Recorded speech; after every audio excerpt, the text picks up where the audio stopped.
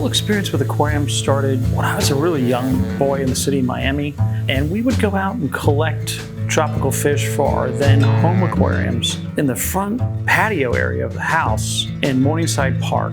And I used to go fishing down at the bay and collect rocks with little creatures on it, ulva and stuff like that, plant it into our aquariums. And then we would go snorkeling off the beach, down off Key Biscayne, down to the Florida Keys and collect a Bow Gregory or a high hat, those kinds of fish. Have a few pieces of live rock, which was basically shore rock that we collected. We'd get our water at Hollover Inlet, the sand at Hollover Inlet. We'd sieve it through a screen, and we'd do a natural balance aquarium as kids. And then it was really fascinating. I was probably 5 years old. Eventually, we'd start displaying at the Florida Marine Aquarium Society. And in 1971, my brother and I entered a really beautiful natural balance marine aquarium. It was 36 by about 11 inches wide by 12 inches tall. And we won Best in Show. And I was 9. My brother was 11. My brother John was 11. And it was a really fascinating experience. Year after year, we would go back to the Florida Marine Aquarium Society, set our aquariums up, and enter in the competition. And it was such a great learning experience, learning about marine life, learning about how to keep animals alive and marine fish in captivity, the feeding requirements, the temperature, salinity, everything associated with running a balanced marine aquarium. Reef Aquaria Design's evolution as a marine aquarium builder through time has led us to the point where we are now of building some of the finest living coral reef and jellyfish aquariums in all of North America. We have a tremendous amount of experience, and we can deliver fantastic results based off of all of those experiences and knowledge that we've learned through the years to bring an aquarium of this magnitude to you.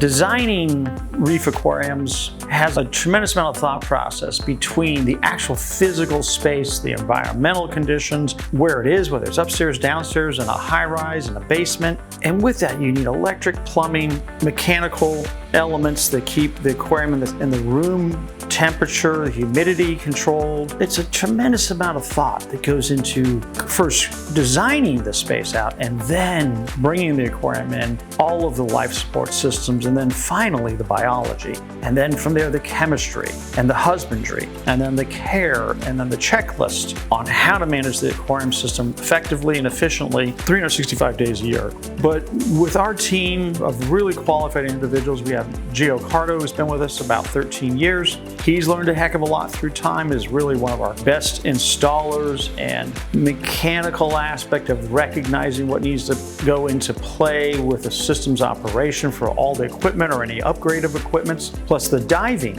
too. He's been diving his whole life like I have, and my son Joe Turner has been.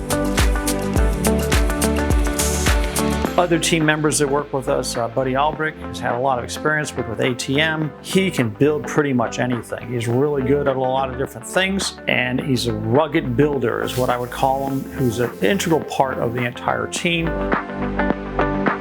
From a biological side, we have Josh Pina Mateus, who also grew up with marine aquariums in South Florida as a kid going to aquarium shows with the Florida Marine Aquarium Society too. So all of us has seen many of these aspects to recognize what it takes to build a reef aquarium. Of course, I can't say enough about my wife, Jolene.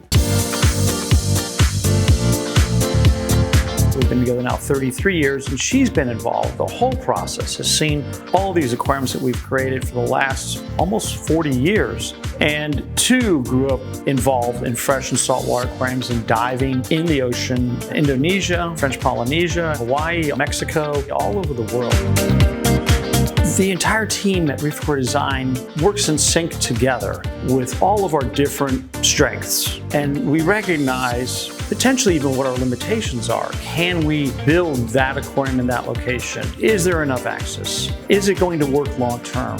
Do we really want to build that aquarium in that location, or should we build something else? Maybe a jellyfish aquarium or a cichlid aquarium or something a little more in line with the space, or maybe in line with what the client is considering or thinking they want to build in their home. So we understand how do you apply that into the aquarium space in and of itself.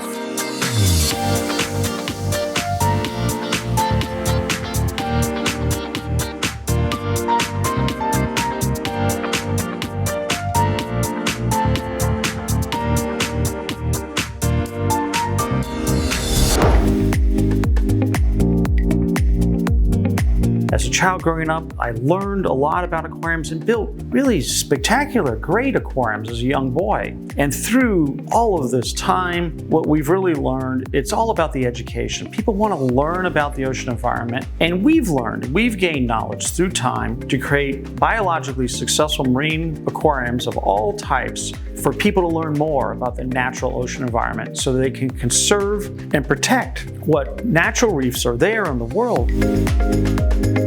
Their children would love to see a natural coral reef growing and thriving for years. And through these educational windows to the sea in their home, they recognize that polluting the seas, that being conservation minded is important, to even supporting conservation endeavors like we do as a company, as a team of individuals who are also concerned about the ocean environment and want to see things grow and thrive for many years to come. About 14, 15 years ago, I was contacted by the Natural Museum of Natural History, which is the Smithsonian, to recreate their aquarium in the new Sant Ocean Hall that's now been running over 13 years. That was a real great honor to be able to go work with the Smithsonian, and the creation of that specific aquarium in the Sant Ocean Hall is another prime example of how to professionally strategize and plan out long-term what aquarium you're going to build and how it's going to grow in for years to come. We feature a lot of aquaculture corals in these aquariums, and it's really important to recognize supporting conservation efforts like what we've done with the Coral Restoration Foundation and with Reef Renewal, with Rising Tide Conservation. There's a lot of organizations that we support and work with to help with ocean conservation as well as aquarium conservation. Clients learn all of the different flora and fauna in the ocean and recognize that they love to be fed, that they need to be fed, that they need light, that they need nutrients, that they need calcium, that they need temperature stability, salinity stability. And where we are today with the realm of a body of knowledge with so many people that are involved in so many facets of creating beautiful aquariums for distinguished clients all across the country.